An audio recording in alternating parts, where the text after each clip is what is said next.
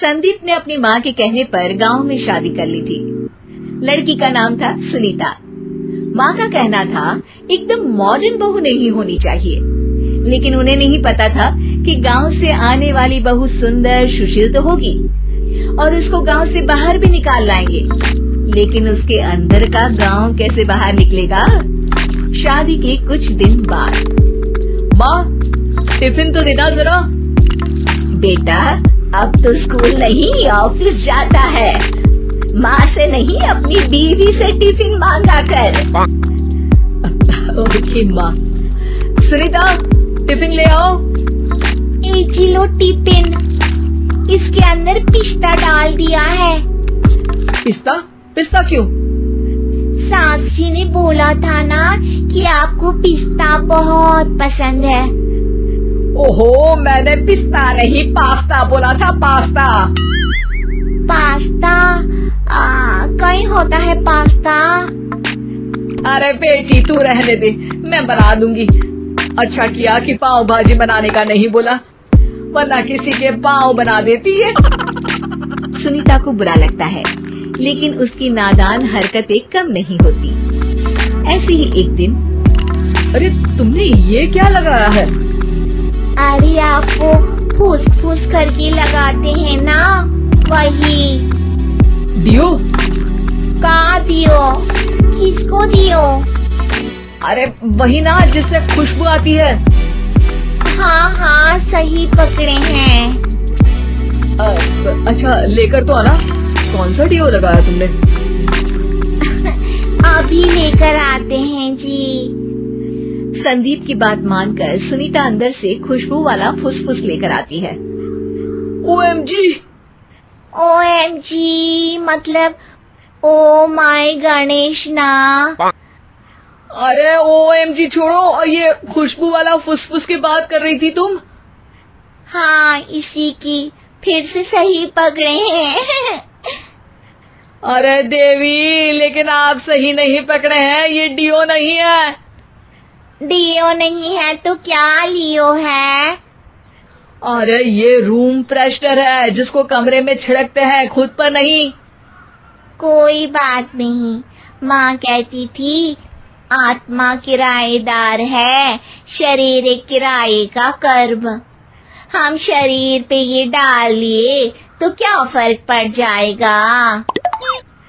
अरे बहू, ओ बहू, मेरे लिए फल तो ले आ, फिर मैं बाजार जाऊंगी। सुनीता अपनी सास के लिए फल लेकर आती है। अरे बेटा, पपीता, तरबूज और सेब फल ऐसे कैसे खा लूं? काट कर तो ले आ। माँ जी, मेरे गांव में तो खेत से उठा के सीधा खा लेते हैं। अरे ये तेरा गांव नहीं है ना। अरे संदीप, तू ही कुछ समझा देना इसको बेटा। मैं कैसे समझाऊं माँ, ये तो माइक्रोवेव को भी भट्टी बोलती है। कल मैंने बोला हाय कैसी हो, तो बोलती है किसी को हाय नहीं लगानी चाहिए। अरे सुनीता, तेरा क्या होगा?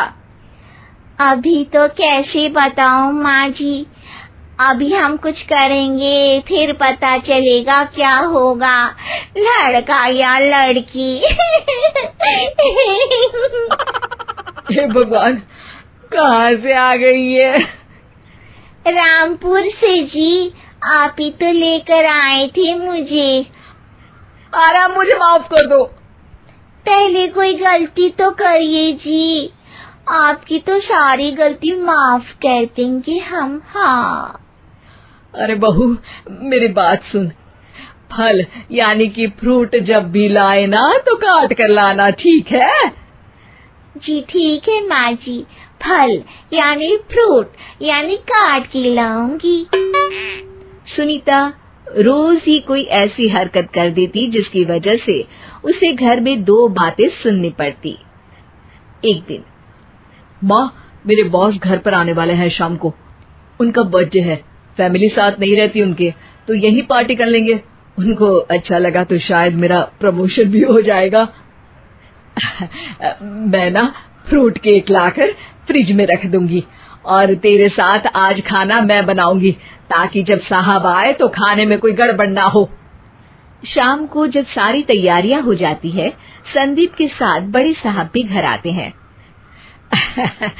फ्रूट केक तो ले आना बहू, फिर खाना खाएंगे।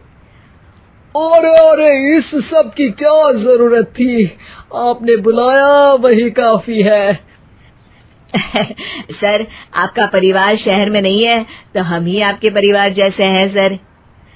इतने में ही सुनीता फ्रूट केक लेकर आती है और बड़े साहब की टेबल पर रख देती है, और जैसे ही केक के ऊपर का बॉक्स हटाती है, ओह, ये क्या है? केक तो कटा हुआ है, मैं तो ऐसा नहीं लाई थी। आप मुझे शाबाशी दे सकती है माँ जी, मैंने ही केक काट दिया। आपने कहा था ना, फल यानी फ्रूट यानी हमेशा काट के लाना, तो फ्रूट केक भी तो फ्रूट ही है ना, तो मैंने पहले ही काट लिया। हूँ ना मैं समझदार। अरे बहू, ये क्या किया? केक हमेशा वही काटता है जिसका जन्मदिन होता है। तुझे एक बात भी समझ नहीं आती, एक नंबर की बेवकूफ है। पूरा माहौल बिगड़ चुका था। संदीप को लगने लगा था कि साहब उसे प्रमोशन तो दूर की बात है, कहीं डिमोशन ना दे दे, लेकिन साहब बीच में ही बोल पड़ते हैं। अरे कोई बात नहीं, ये इनकी बेवकूफी नहीं है, इनका भोलापन है। बेटा, आप कहाँ से हो? रामपुर गांव से। अरे वाह, गांव से? फिर तो आपके गांव में ताजे फल और सब्जियां मिलते होंगे। हाँ, सही पकड़े हैं।